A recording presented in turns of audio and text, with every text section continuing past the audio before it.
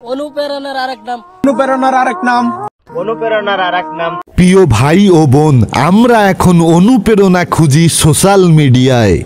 প্রিয় ভাই, অনুপ্রেরণার কথা উঠলে বলি আমরা অমুক ভাই আমাদের অনুপ্রেরণা, তমুক ভাই আমাদের অনুপ্রেরণা।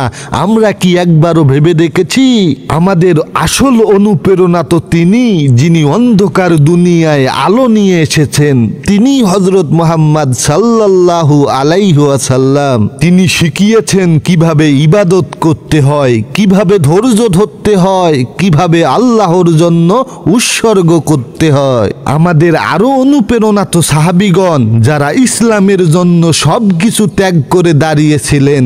তাদের কাছে ছিল না ধন সম্পদ, টাকা পয়সা, ছিল ঈমান, ছিল আল্লাহর উপর ভালোবাসা। তারা ভাইরাল হওয়ার জন্য কাজ করেনি, তারা কাজ করেছে শুধু আল্লাহর সন্তুষ্টির জন্য।